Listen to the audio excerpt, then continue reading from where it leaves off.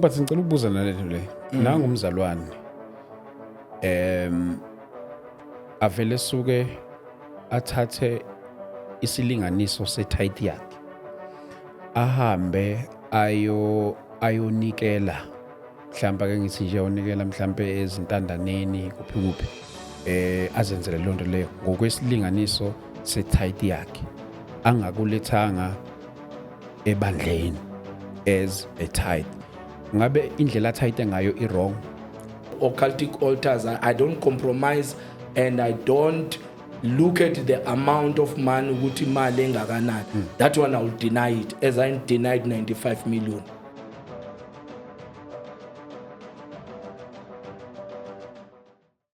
Siyabingelela egameni likaJesu Kristu waseNazaretha. Thank you so much for tuning in. Igama lami ngu-ST kulona lolu hlelo lwethu lolu la khona sibuka imibhalo. Siyabonga kakhulu bazalwane egameni likaJesu Kristu waseNazaretha. Hawu ngiyaluthanda kakhulu lolu hlelo. Egameni likaJesu siyabonga kakhulu bafowethu. Without any waste of time ngicela ukunamukela nonke nisibukelayo enhla nasezantsi kuphina kuphi la okufinyelela khona lolu hlelo lwethu. Kuwona wonke ama-province siyabingelela. Hawu bazalwane siyabingelela even nakwaXhosa. Bayazi kwaXhosa isikhathi esiningi ngicina sengathi sengichema nabo. Ngenziwa i-support abasinikeza yona lapha kakhulu. So siyabingelela kakhulu kakhulu bafowethu ko KZN ko Eastern Cape kanjalo o Northwest. Sinabantu nako Northwest. Even abroad siyabonga kakhulu bafowethu. Angaze ngiqhatheke nebhizi ngoba ngeke ngithi mangibala amagama kanje indawo bese bethi wena usibali ngane yena ungasibali. So ngithi angishesheke ngixolise leyo ndawo. Ngeke nibale nonke kodwa ke kuphina kuphi la kufikelela khona le video lena siyabingelela kakhulu. Thank you so much bazalwane egameni likaJesu. Igama lami ke ngo-ST wakadlamini. Today we are doing a continuation of our previous subject la sasikhuluma khona ngokweshumi egameni likaJesu Kristu. Nizokhumbula nani we hosted abafundisi abahlukahlukene njengoba sasikhuluma ngaso lesi sihloko. We traveled to Durban. We covered different questions based on isihloko sokweshumi. So we are continuing today namhlanje, since this is a quite different one because nginomfundisi ongasubscribe kuyona, nginomfundisi osubscriber kuyona egameni likaJesu as we are having this conversation. But before we start, can we just pray and then we go straight to our today's session. Heavenly Father, we thank you in the name of Jesus Christ. We thank you, Lord, Nkulunkulu wethu oyingcwele egameni likaJesu Kristu waseNazaretha. Siyakubonga Nkosi ngamandla akho, Nkulunkulu wethu namandla. Nkulunkulu wethu oyingcwele siyakudumisa, siyakubabaza, Nkulunkulu wethu namandla onke. Dumiseka ke Nkulunkulu wethu namandla, kungaveli thina, kungavela amagama ethu kodwa kuvele ubuhle bakho, kuvele lakho igama. Nkulunkulu wethu oyingcwele kube yilona eliphakama liyaphezulu. Nkulunkulu wethu oyingcwele, it is not about us, Nkulunkulu wethu namandla kodwa kungokuvela kwamandla nemisebenzi yakho ngegama likaJesu Kristu waseNazaretha. Amen. Siyabonga bazalwane, thank you so much. Angithathele ithuba ngivele ngabe kusamusha isikhathi kule episode edlule sagijima ngendlela engayi-understand. So ngivele ngabe ngisakhuluma kakhulu, ngithathele ithuba ngibingelele ngiqale ngapha kuba Bukhoza. Sibonga mfowethu, sibonga kakhulu ithuba osipha lona. Nakubabukeli ababukelayo siyabonga kakhulu, nakulabo abakhomentayo siyabonga kakhulu. Ngibingelele nomfowethu esinaye la uShando. Siyabonga kakhulu. Sibonga kakhulu. What usukabona nje cause Enkandla. Okay, Enkandla. Oh my dad. Sibonga kakhulu bazalwane. Yes, and also we are joined by ubaba umpostoli Umbatha esinaye lapha namhlanje. Ngithathele ithuba ngimamukele ngimbingelele egameni likaJesu. Sibalikhulu angibingelela. Siyabonga, siyaphila. Liyaphila njani? Sikhona nathi. Siyabonga. Amen. Sibonga, sibingelele kuwena nabalaleli. Sibingelele kuKhoza. Mfowethu Khoza siyabingelela baba. Yeah. Egameni likaJesu siyabonga kakhulu ukuthi futhi sibuye sihlangane kulomhlangano. Amen. Uzodingida Yes. udaba olukhona. Into ebalekile. Oh my God. Yeah. Sambonga kakhulu uNkulunkulu. Ngake ngaba nesession no Gobhozi. I think lokuzana nadlule wayesivakashele naye lapha. uGobhozi akavelanga waba kulesi sifundo lesakusona. Uqale nje wakhonza naye, if I'm not too sure if waye kuPentecostal or kuma charismatics, I'm not too sure uzongicorrect mayibona, kodwa ubuya kuyo le nto leyo kulawo ma movements lawo. So wena uvele nje uzalwele kulibandla leli wakhulela kilona? No, angizalelwanga la ibandleni kaKristu. Ukuzalwa nje kwami kwasekhaya ngikhule ngisonta eYoni. Kwahamba ke iminyaka nje impela nje emide. Kwafika ke laba khona lezi khathi kwakusafika lokushaya kweinsimbi. And then ke Kana sithi sinomthelelo omkhulu lapha kwela. Pho zinyanyane. angithi akangizwa ukuthi ngiyafika Simdumela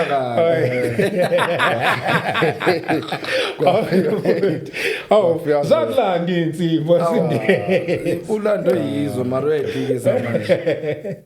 kwafika zona ke hayi ke sasafunda izikole ngalezo sikhathi. Okay. Sina lokhu ukuthi nje vele kwakungekho into esibhizi ngayo ntambama. Makushaya insimbi nje lapha vele siyazi ukuthi masiqeda ukuvalela inkomo ukwenza konke lonto leyo sishona khona.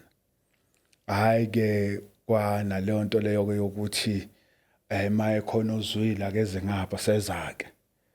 Hayi kwahamba nje kwaba into eziphelelayo ngoba into ngempela kwesinye isikhathi iyaqina, kwesinye isikhathi iphele. Yeah. Ngahlala futhi ngahlala boma 3 years 4 years sengingasasonto indawo, sengihlalele nje ekhaya. Oh yeah. Ngeza la eGoli 97.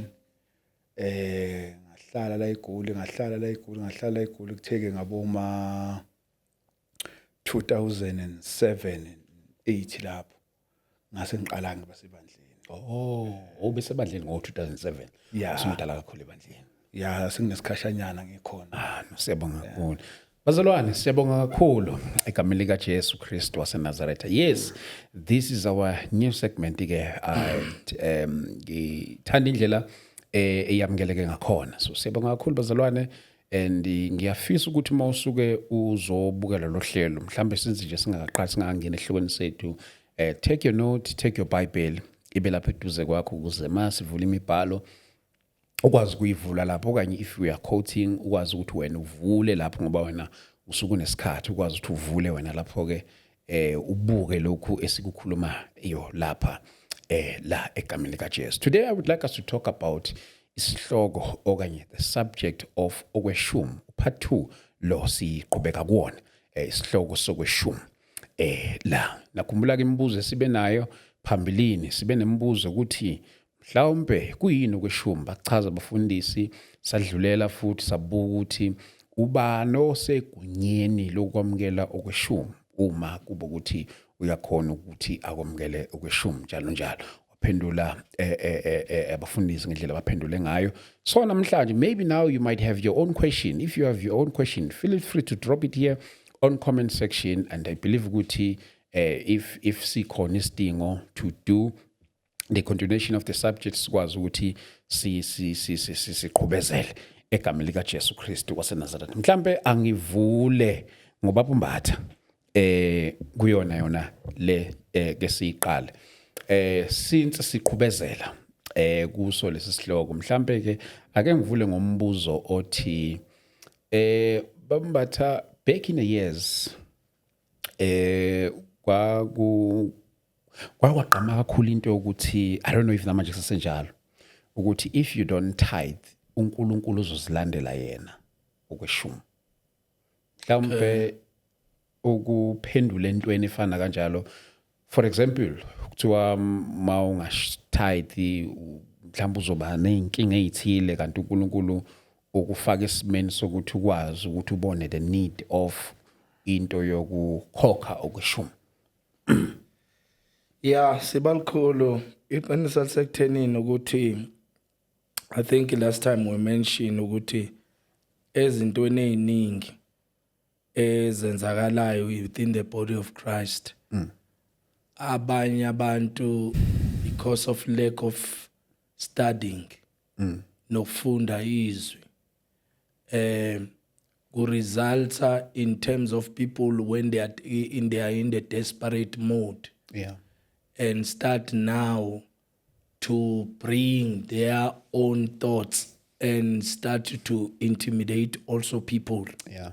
With a lot of things, I think has created a huge problem within the body of Christ. Iqiniso lisekuthenini baningi abantu abangene bengabizwanga bafike badiluta the message. Ziningi izinto except that ezingama errors ezikhulunyiwe on behalf of Christ and Christ they are not biblical. Yeah. Yabona? Because iBhayibheli on its own it's very clear. Yabona? I think maybe if mabube bathathela ku Malak chapter 3 verse 9 uthi you are suffering under a curse yet the whole nation are still robbing me. Kambe bathathela lapha, I don't know their analogy when they explain those things. But iqiniso lisekuthenini when you bring knowledge to the people, you need to teach and disciple those people in terms of understanding, but not posing a threat or declaring death upon them. Akusese good news le, akusese gospel. Yabona? Sekuyinto yokulokhunja yokuphosa ideath. Yabona? Yeah. And two, in terms of ezinye izinto like rebellion and everything, the Bible is very clear in terms of those things. Of which ungazikhuluma lezo zinto wona abazalwa ukuthi senzi kanje uyifaka enkingeni. Uyayibona? But now when it comes to treating indaba yokufaka kweshumi, then after that to pose your own doctrine in the scripture, bese kutholakala ukuthi abantu benza izinto ngokwesaba wena or ngokwesaba inkulumo yakho, then now it's become occultic. I want to allude to this. During the week I got a call from somebody calling me, a lady from Witbank, saying ukuthi kunesithombe somuntu oyemprofeti waseNigeria osashona. Then now kuleli sonto leli Well, TB Josh, TB Joshua, yabona? Yeah, TB Joshua. So now kuleli sonto is a son of the late TB Joshua. So now this son uthi wonke umuntu before even you go and serve niqala esithombeni. Yabona? Niqala esithombeni, maniqala lapha esithombeni kiss sithombe, khulume kuso, nicele kuso. Then ni yonke into zenu zizohamba kahle. Then now lonto leyo, it's not according to the scripture. That's when now we tell people ukuthi you are loyal and faithful endaweni wrong. That does not teach the doctrine of Jesus Christ. Because akazange asinikeze ukuthi sihambe siyonqabisa ithombe or sikhonze ithombe or sicele ithombeni. Then now bathina abantu ke manje abakhoza amadlozi esibakhiphe emadlozini okanye sishaya amadlozi bekhonza amadlozi. You understand? Now ngapha nangu umunye manje senikhonza isithombe sakho mara njangapha nithi abafile abakhonzo.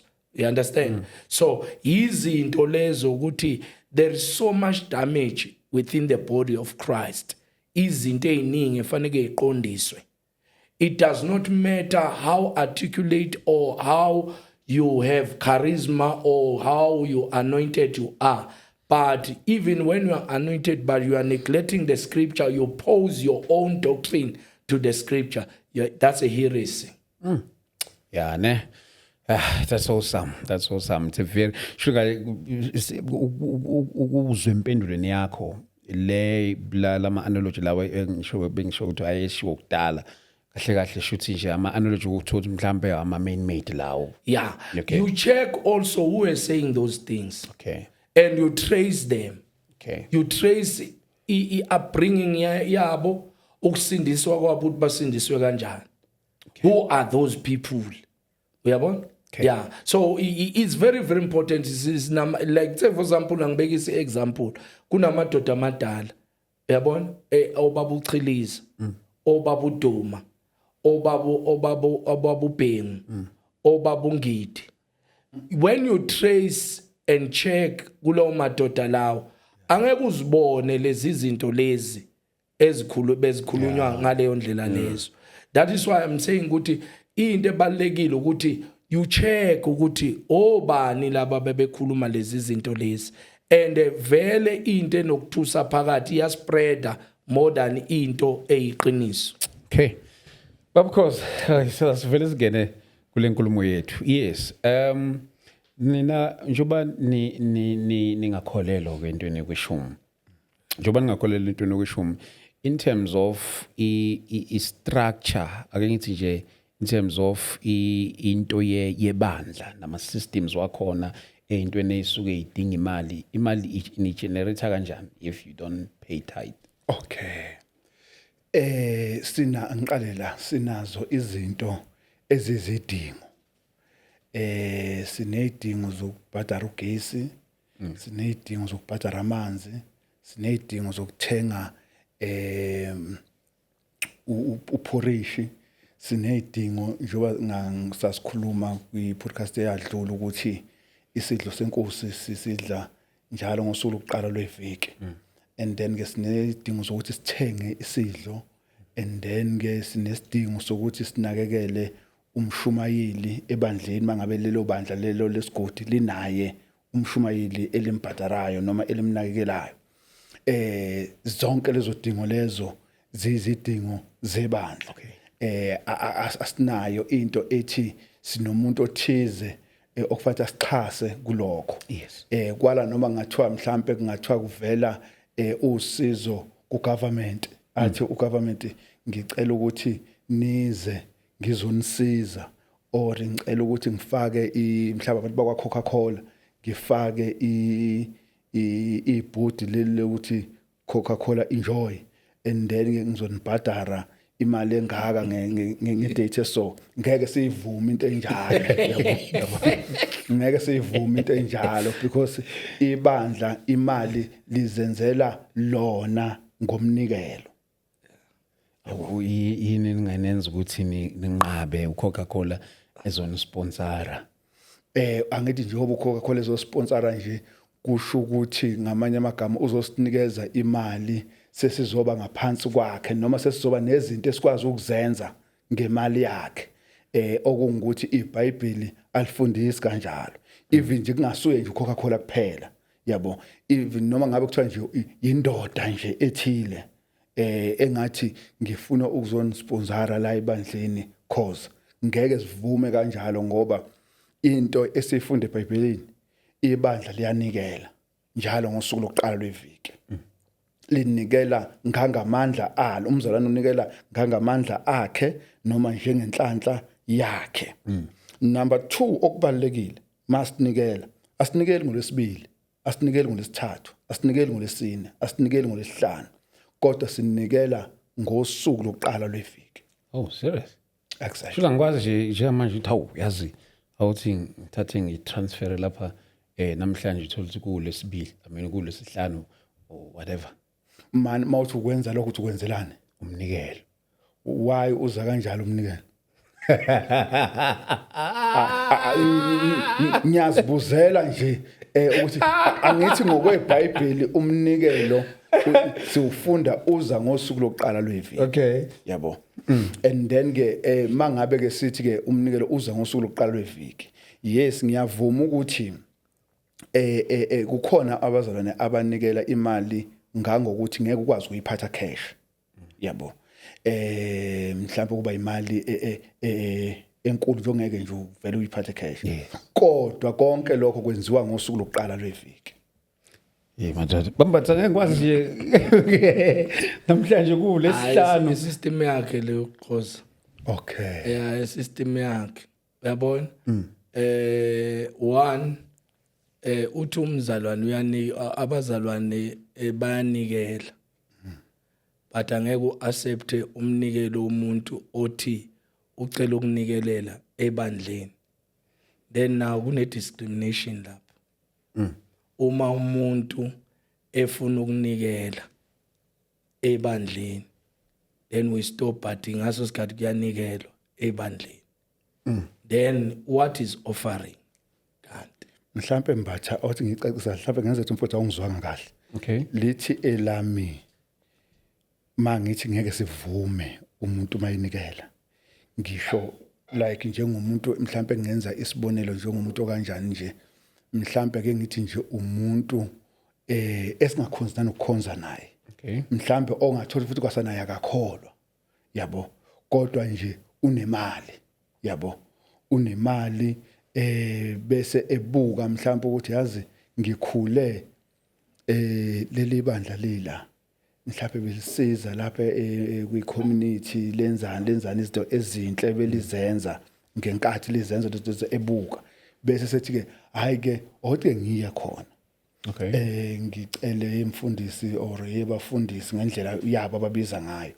Ngicela ukuthi ningiphi account yenu nginikelela imali engaka. Hayi kanjalo hayi. Oh, ayisicacisi. Yeah. Ngothi ukuthi ngisho ukuthi ma umzalwane mhlawumbe othize umuntu othize sisuke sinayo la ibandleni mayinikela sithi hayi unganikeli.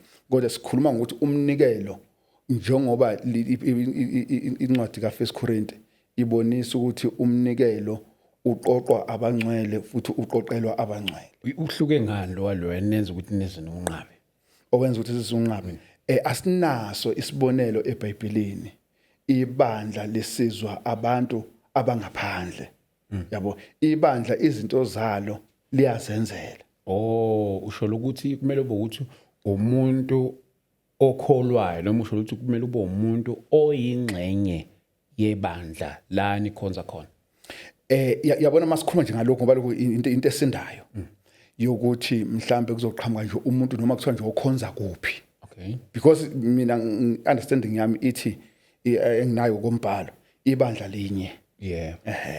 Makuzoqhamuka umuntu ongenayo le doctrine efundiswa yiBhayibheli kodwa ephethe iflag lokuthi nami ngiyakholwa. Kodwa mawungathi uyamvivinya njengoba incwadi ka1 John chapter 4 verse number 1 ithi hlolani omoya. Mawungathi uyamhlola uthola ukuthi out esifundisweni sika Kristu esivela ngokombhalo. And then ke bese sethi lo muntu ona ngoba unemali ilunda bese esethi ke ngoba mina ngililunda kunemali ningabhiki ukuthi ngisifundise esinjani or ngikholelwa kuphi nansi imali ngizonakhela isakhiwo ngimplasterele sona nginenzele yonke into leyo nto enjalo asivumelani nayo. hayi sengizwile. Yeah. Yes. Mabanje mhlawumbe kulento ayishoyo mhlawumbe nangu umuntu naye webandleni uyafika naye uzokwenza umnikelo kanje shuthi ngeke. One of the most important thing, you check the source.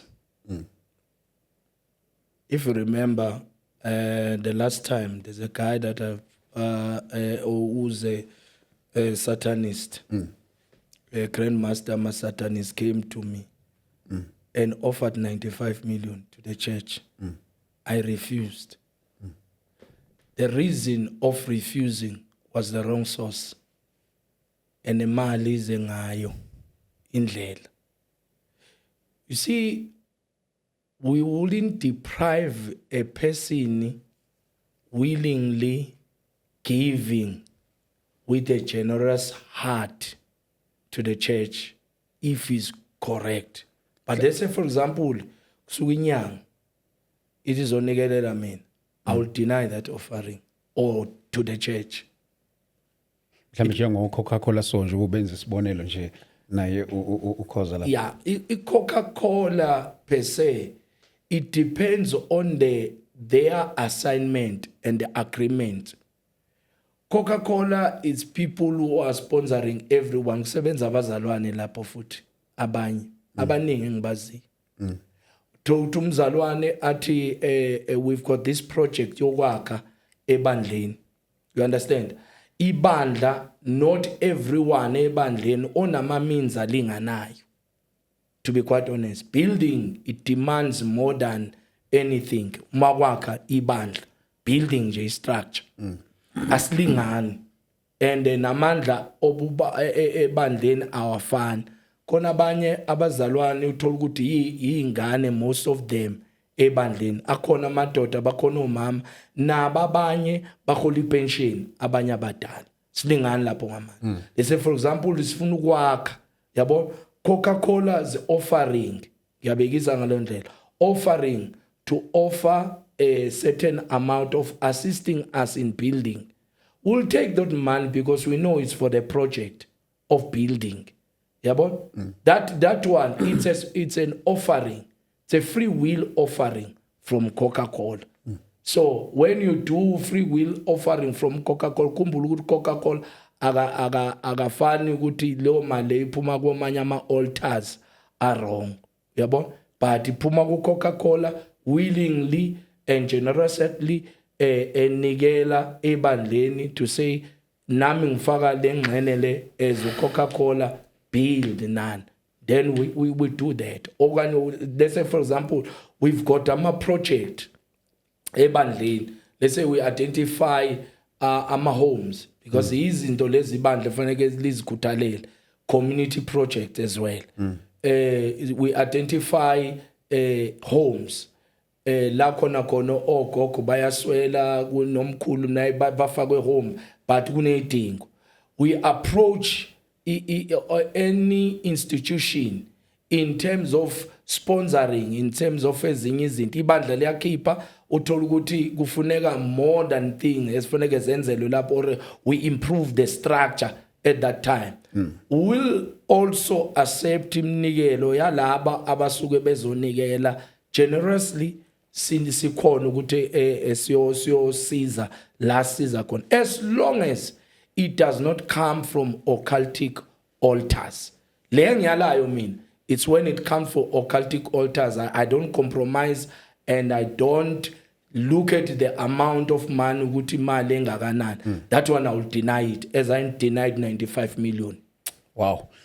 Mhlambe cause mhlambe futhi siqhubeka nakuyona le ezinye zezinto lapha kuma tithe njengoba ngibuzile ezinye zezinto ngoba phela ibandla kumele libe nayo indlela yokugenerate imali since amanye from offerings, amanye from tithe njalo njalo.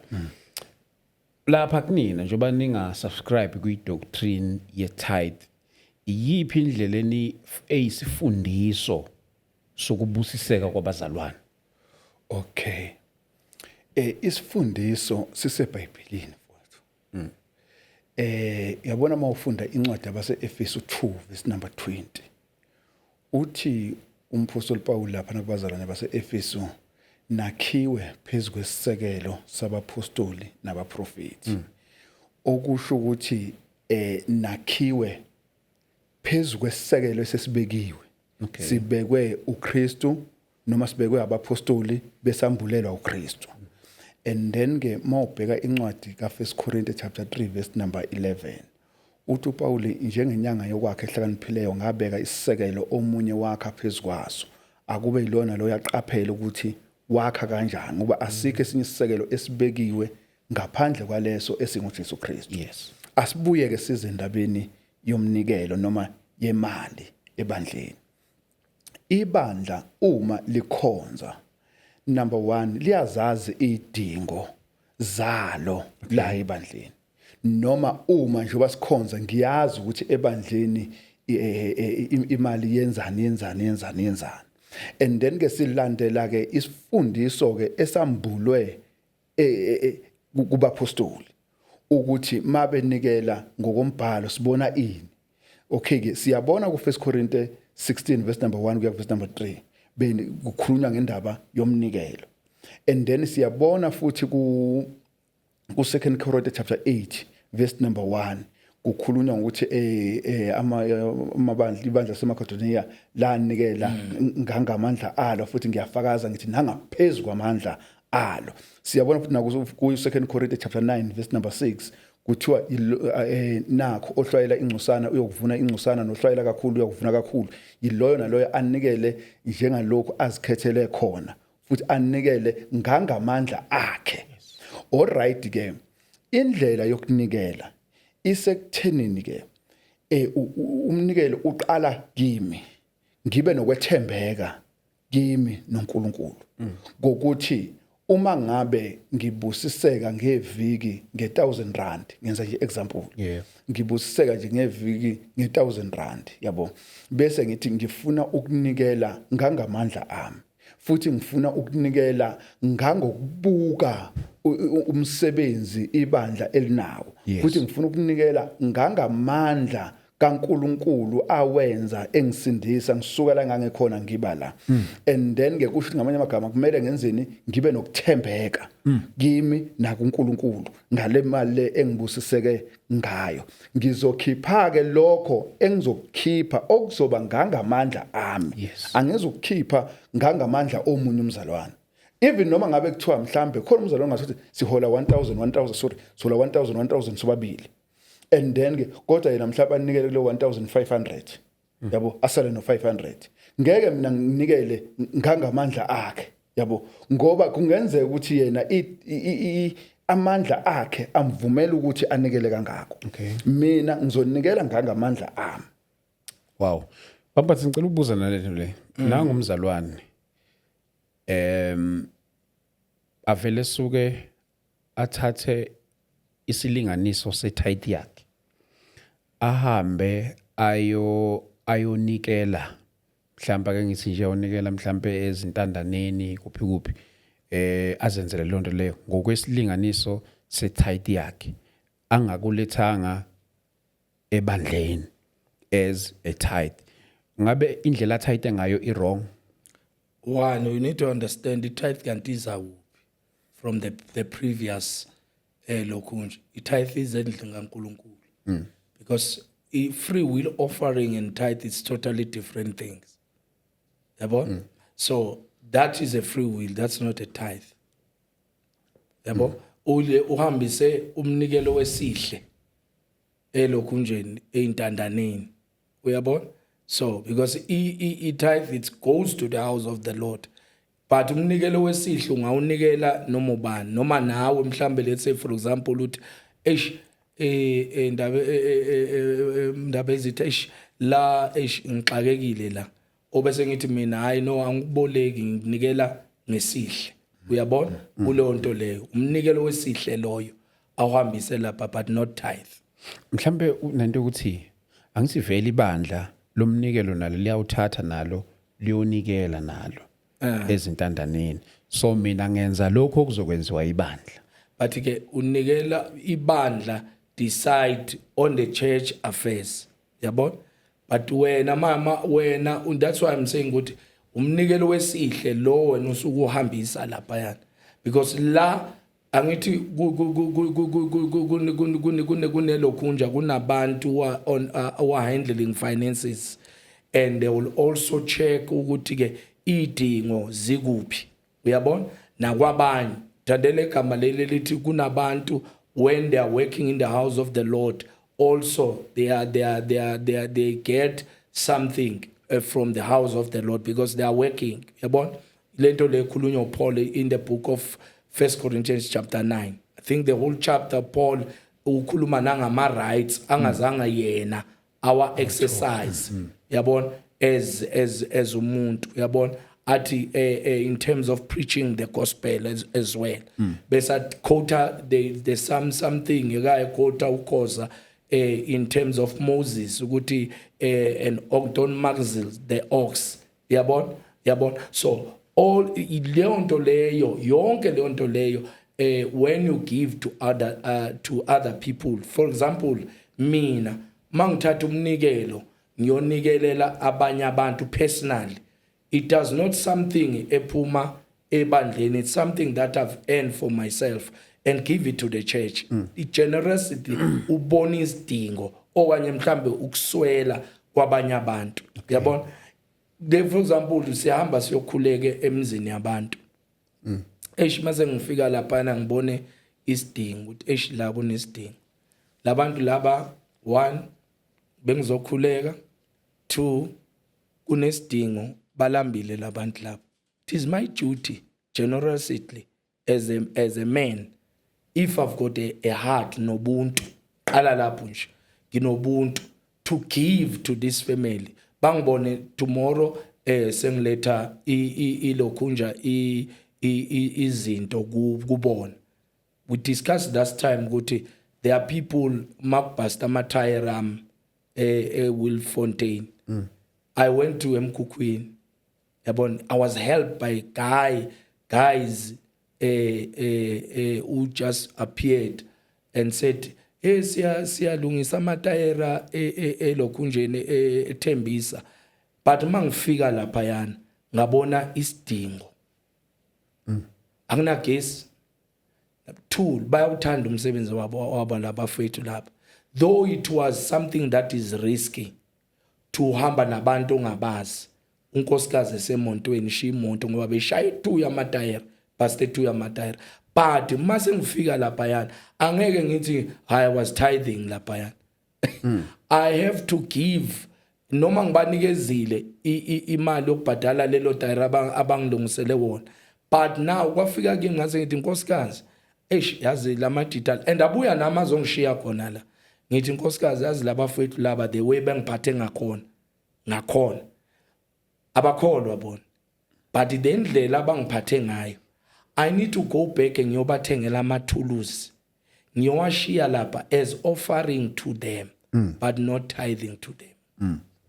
Wow, because indlela yakho yoku understand indle yengcebo ungayichaza kanjani? Ukuthi indlu yengcebo like njengalapha kuMalaki 3. Yes. Okay.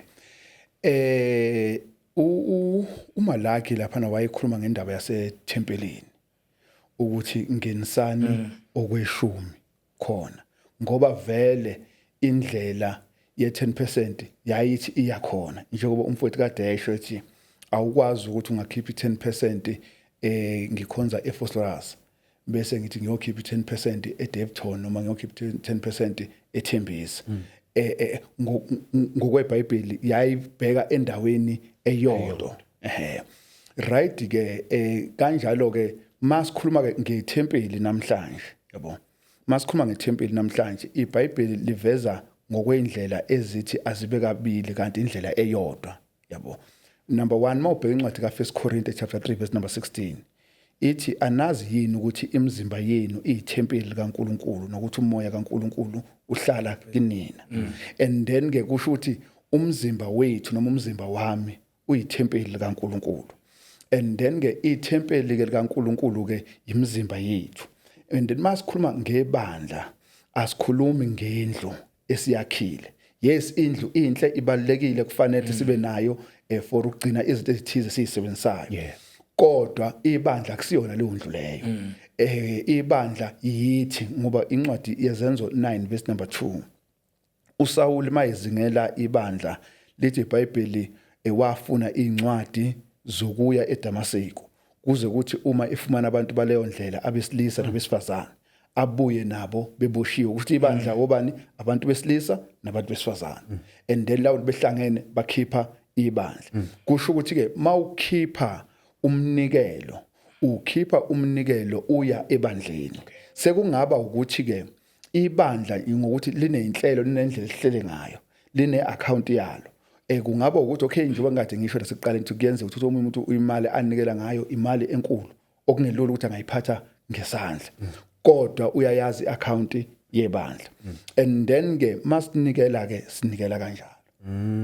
Okay, no. Konufuna Paulo Pastor Kuloko Yeah, I kushoyo. think one thing that is very important ukuthi 10% goes to the house of the Lord, as the Bible is clear in terms of that. Yabon? Even in the book of Naomi chapter 10, it says I found last time verse 38. Yabon? It goes to the house of the Lord, distributed accordingly to the Levites. Yabon? So, bona keep a tenth of the tenth. Yabo? So even in Malak, same thing. It goes to the house of the Lord. Because one of ezinye izinto surely kuleya question leya noyibuza uthi indlu yenxebo. Yabona? Surely it was at that time because people were investing more in the church more than outside. Yabona?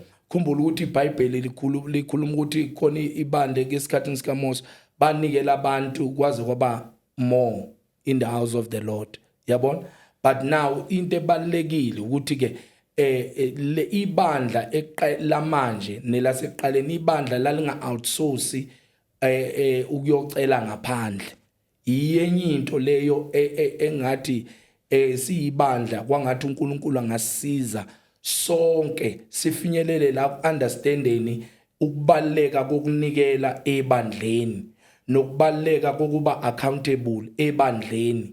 Yabo, so that even when we want to do izinto asiceli kwabanye abantu kodwa ibandla by the understanding yabazalwane they are able ukuthi umsebenzi kaNkulunkulu bawazi ukuthi ube advanced because of the means that they are giving to the house of the Lord.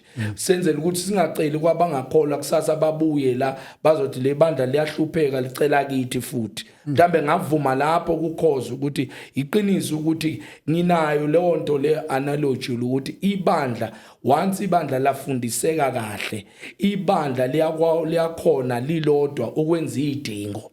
Yabona? Uma abazalwane befundisekile, because we've got stingy people in the church but they want also to receive certain things makuza ngakubo but they cannot participate in anything yasendlini kaNkulunkulu. That showed ukuthi they also ignore blindly scriptures that are even there for giving. Yabona? So yiyo lento le ukuthi kwangathi sonke emabandleni kungabi nemanipulation nokuthuswa. Yabona? Mhlawumbe omunye umuntu masithi mhlawumbe sibe ngaloo ndlela njengapostoli nangu omunye umuntu la eSouth Africa ubona ibandla liyakhonza lilephesheya ebese ibandla ngenxa ukuthi liyaveza ama details wawo for offerings njalo and tithe ebese ethi ay okungcono angitithe kulela bandla lilephesheya yena ula ngoba vele une mindset ukuthi vele isendlini yencebo njengoba kukhona noma belapha phesheya kodwa yena ula futhi ukhonza nami mhlawumbe ake ngenze isibonelo ngami mhlawumbe ukhonza nami ebandleni uNkulunkulu angi thembe ngalo ukuthi ngililusi mhlawumbe kulowo muntu loyo ngabe wrong naye ngoba phela angithi indlu yencebo nayo but ke okay, let's for example now asibeke ukuthi la ibandla leli ukhonza la thandele igama leli ukuthi angeke ngisuke ngiyonikela kwenye indawo ngikhonze eDavidton uyabona ekhulunywa ukhoza. So what is very I fully concur with him ukhonza nathi la yabona zonke into kufana nokuthi one abazalwane uma ushonelwa bazokunikelela yibo lapha la dithe sofune ukuthi sithi masobona kini sikhiphe something ukuthi ndene siyakhala nakho esikhala ngakho njengebandla generously yabo ukuthi nakho esikunikelayo njengebandla umzalwane wethu ushonelwe kanje na kanje yabo sinikele lokho yabo okusho khona ukuthi lokho yinhlelo ezenzeka kuphi ebubandleni kodwa wena mongathatha lo mali le uthi ngiyisa phesheya ubani ofuneka kunikelelele la endlini la yabo ngoba sisonke phela la yabo it's very, very important to understand the importance in the local church. Yes. And the power of giving in the local church. Awukwazi uku-advance ngaphandle kwezinye izindlu mhlawumbe ubona ama-structures are-right ngoba wena la ukhona uyayeya leyo ndawo leyo. Uyayibona? It's very important ukuthi yonke into esiyenzayo asiyenze sibe emqondo munye. Ukuthi la if kunama projects esiwenzayo ebandleni kunemnikelo esiyenzayo ebandleni siyenza collectively ngomqondo munye sifundisekile because this is the local church where we are. Ushatiswa khona kuleli sonto leli. Ungcwatshwa kuyilo leli sonto awuncwatshwa ilaba abaphesheya. Yabo? So that is why it's very important ukuthi ungabajabulela abanye abantu mhlawumbe ukukhonza kwabo. Yabona mhlawumbe ujabulele ukuthi banama screen na yonke leyo nto leyo kodwa it does not defeat the power ukuthi when you belong to the local church na local church yakho. So it's very important ukuthi yonke into yenzayo yenze ku local church. It's very important. Makube let's say for example unenkonzo Dlamini njengoba wenza inkonzo umemezela umkumbane manje abazalwane attended they issue ama free will of which it's a free will inkonzo leyo akukho ukuthi hayi unganikelwa lapho yabona fanele kunikele ku local church. This is umsebenzi kaNkulunkulu. Then that's a free will that we give when we come to your service as ngani umzalwane. So mangikhona enkonzweni kunekhona ngiphathi kwayo lo nkonzo leyo then I give ngaleso sikhathi leso makuqoqa yini umnikelo. Yeah. Yes, cause yeah ubaba uMbatha ubeka ama point nami engingasho ukuthi ngiyavumelana nawe. Yeah, ngoba ngiyacabanga kusiso sonke isikhathi sizohlala singavumelana. Njalo. Yabona kakhulukazi kuleli point obukade ulibeka lokuthi umzalwane abone i-account mhlambe ihamba lapha ku screen ku TV or ku YouTube kanjalo afaka imali lapho. Yes, imali eyakhe umuntu ngemali yakhe wenza into ayithandayo yabo. Kodwa masibuya ngokukaNkulunkulu ubonisa ukuthi akakhulile akekho matured endabeni kaNkulunkulu because yena ula ebandleni yabo. Ngangokuthi yabona njengathi thina eFosloras uma ingahle umzalwane othize ukuthi ngeke sikwenze asikwenzike nanokuthi ngeke sikwenze asikwenzi lokho ukuthi singahambisa i-account la asikwenzi lokho. I-account yaziwa abantu be-local church. Yes. Yaziwa abantu abazalwane be-local church. Asihambe sibukisa ngayo ukuthi ofuna ukufaka imali nansi account asiyenzi lonto leyo. Ngasayenzi ke Dlamini. Cha ungithethelele futhi makuthi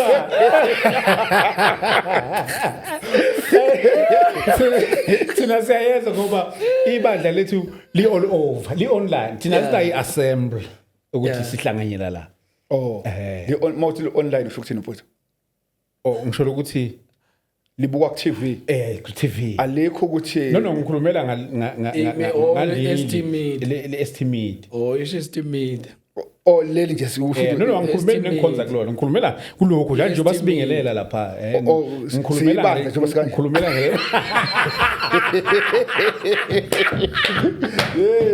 mina wenza ngiyabuza mfowethu ngiyabuza akusibona abazali abasibukayo no akusibona abazali abasibukayo ufuna ungiqhatha nababukeli mina akusibona abazali abasibukayo akusibona abazali abasibukayo akusibona bonke abangabazalwana akusibona bonke abangabazalwana iqiniso phela ngesibavimbe nabanye suke besibuka ngesibona siyabakhona no Dlamini uthathela kuinkulumo yakho ethe ibandla kusizona isakhiwo abantu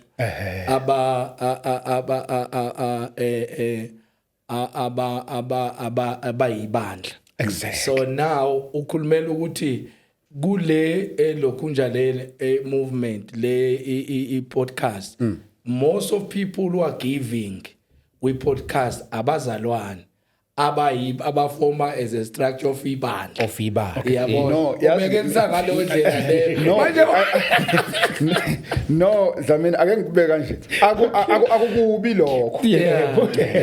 Ngoba nami njengoba wenza lo msebenzi lo njengoba umfowethu umbatha kadeshe ethi kukhona ukwenza umnikelo omuhle nje kumuntu nje ombona noma ngabe ubani yabo ngabe umuntu uhlangana indleleni akana imali yokugibela umuphi imali yokugibela and then mhlawumbe uhlala naye lokushini umuphi imali yokugibela ungabhekile ukuthi uzoyibuyisa kodwa nje umupha yabo nami ngingakwenza lokho ukuthi hey le ndoda lena ngiyawazi umsebenzi wayo ukuthi unjani yabo bese ngikwenza lokho ukuthi okay ngitransfer lo mali engithi ukuthi hamba lelo vangeli why did I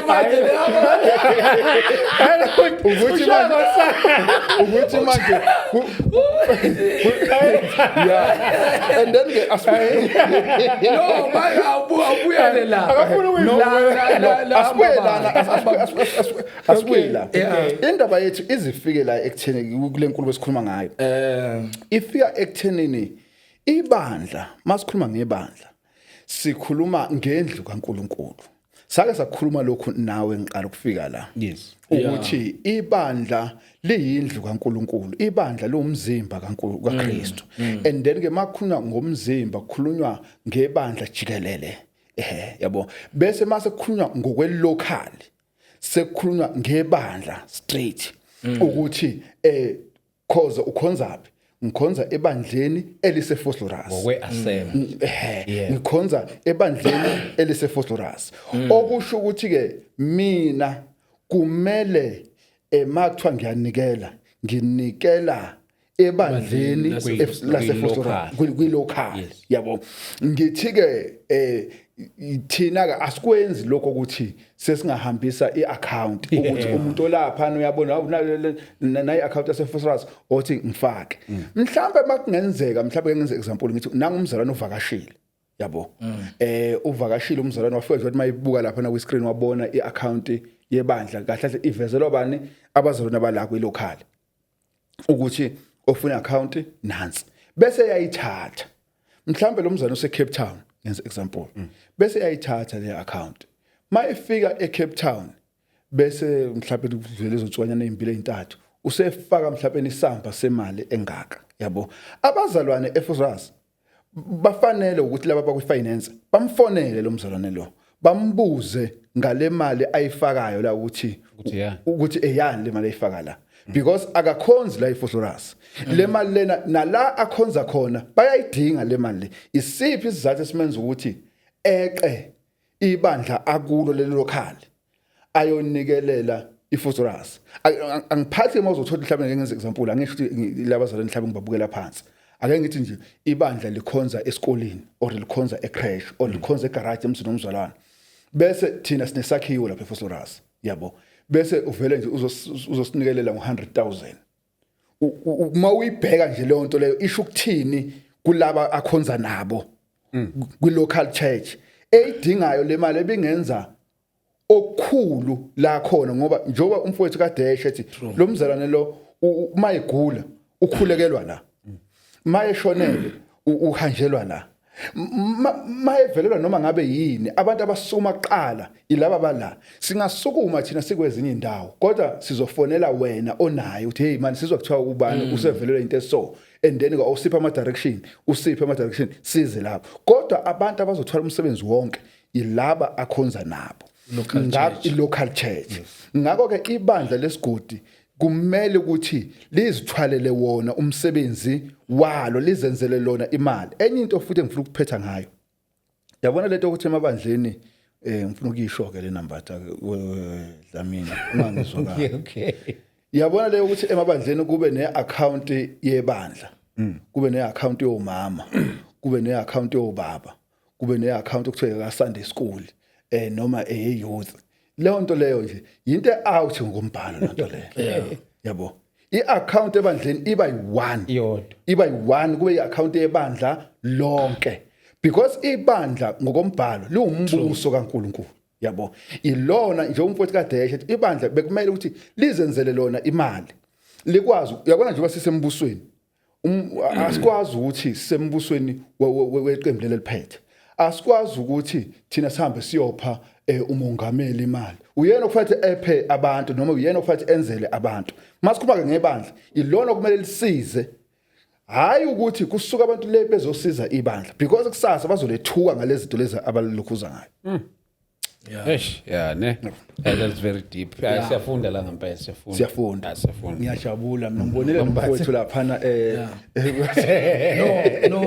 Sibalukhulu, I think we share the same sentiment. Because into eyodwa we've got this mentality ukuthi ibandla must be able ukuthi likwazi ukuyimela ibandla. Despite nje abantu abashaya iminikelo nayo abantu abangafundisekanga abantu abashaya ukuthi hayi amabandla ne everything umuntu ongakhulu in terms of offering nokubona idingo yabona most of people who are trying mina that I know okanye my observation abantu abahlali becomplainele ebandleni indaba eminikelo ilabo abanikela imali asisho ukuthi akusiyona imali or 10 rand. Labo bantu labo bayinkinga because they don't grow. Yabon? Even if they get more. One of the most important thing ukuthi uma was the importance of the local church and where we are going. Thanda lele gama lishilo ukhoza. Awukwazi ukuthi abantu besesikolweni. Yabon? Wena uthatha imali kuyenzeka mina leyo nto leyo ebandleni. We pray nomzalwane umzalwane uNkulunkulu waqaqa imali wathola ama millions wathatha wasakulesigebengu uBushiri yabo so no ngikhuluma iqiniso ngikhuluma iqiniso lo wesifazane yabo wahamba wayale go 1-on-1 yabo wahamba wayohlala ematafuleni khipha imali lokho khipha imali engalokho embona nalomprofeti ukuthi ukhiphela imali yena uyabona kodwa imali lokho yaphuma epledge imali eningi unishiye ibandla lilikuphi lisesetendeni we understand kodwa uNkulunkulu umbusise kuphi ngokumkhululela imali ekhulekelwa ku local church kodwa manje seyaphuma baningi yabo useyaphuma ku local church useya kwenye indawo ngenxa yokugijimela iprofeto uyabona ngoba siphila nabazalwane who are desperate for prophecy more than izwi likaNkulunkulu ukuthi lithini so now after maseke shayekile lapha loyana uhambile imali ile malawo manje imali waqala wayocomplaina manje kuma bishop yabona uma sefonela mina usengifonela usethi ngiyazi ukuthi uNkulunkulu uhamba nawe ungishisele ulokhu ngathi ngikhuluma nobani uthi uyasho uyazichaza uthi yimi wangikhulekele esikhathini esinje kwakunje nanje ngathi hayi mama I think kunomdlalo phakathi la nawe uyazizwa ukuthi uthini awuzizwa ukuthi uthini ngikwazi mina ukuthi ngiyokhulekela loya omnikelele imali ukuthi imali yakhe ibuye ukubambe ngesibhamu na ukufostile ukuthi nikele so asikwazi ukuthi si act in that level sibalukhulu umzalwane nomzalwane if understand the importance of belonging in the local church everything in the local church must be done in the local church and then the progress of the local church isho inhlanganyelo yabazali nokubambisana kwethu singabazalwane yabona yonke ke sizosobona ukuthi ke obani abantu ekufanele sibalekelele even in the local church in terms of equipping them ngoba nayo enye into ebalekile in the local church we need to equip abazalwane in terms of developing them ukuthi bakwazi kuba nama skills wenzela ukuthini bangadependi emnikelweni njalo kodwa babe bekhona ukuzenzela izinto yabona equipped abazalwane in terms of media as we are doing right now in terms of media so that bezokwazi ukuthi advance benze imedia and they will get ama project la khona azokhona ukuthi abakhokhela imshadi khona na izinto into eziningi where they need to be equipped also in the local church. A local church is very important. It gives also skills to the people. Yabona njengoba kushuthwe emabandleni uyashuta, we give skill to these skills. Makwenziwa, let's say for example, like display is worship and all those things. We give skills also to these people, how to handle a camera and all those things. Those are the skills that you get from the local church. That is why it's very important to embrace a local church and be faithful also in terms of giving in the local church. Bazalwane, this was so very much educative. Siyabonga kakhulu. Isikhathi nami ngisazi gijimiswa yini. Sivele siyabaleka ngendlela engayi understand. Sesifike ngasekugcineni kwesession yethu yanamhlanje. Siyabonga kakhulu bafowethu egameni lika Jesu. Babukhoza kunikezela ithuba uvale and then bese ushiya nalaba abafisa ukuxhumana nawe. Okay. Mhlambe engingavala ngakho nje ukuthi ngiyathanda ukuthi ngisho ukuthi inhloso nqali ingeyokuthi siveze nje izwi likaNkulunkulu.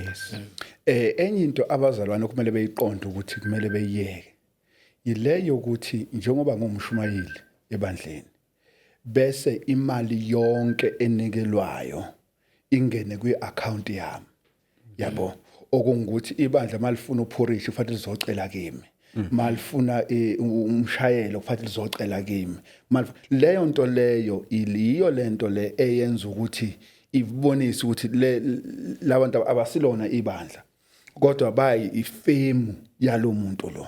Ngakho ke kubalekile ukuthi ke ibandla alibe yindlu kaNkuluNkulu and then ke i-local church njengomfundisi kade sasho ifana nekhaya, ifana nje nokuthi nje usekhaya la kukithi la, yabo, and then ila ngenza khona izinto la ekhaya, and then ke mase kanjalo sobe senza ngendlela efundiswa iBhayibheli.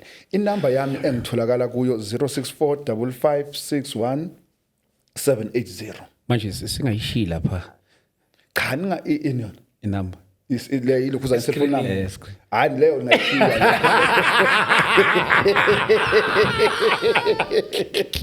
Mabasa leyo nayishiya abakhipha imali leyo. Into esilwa nayo nje ukukhuthuza.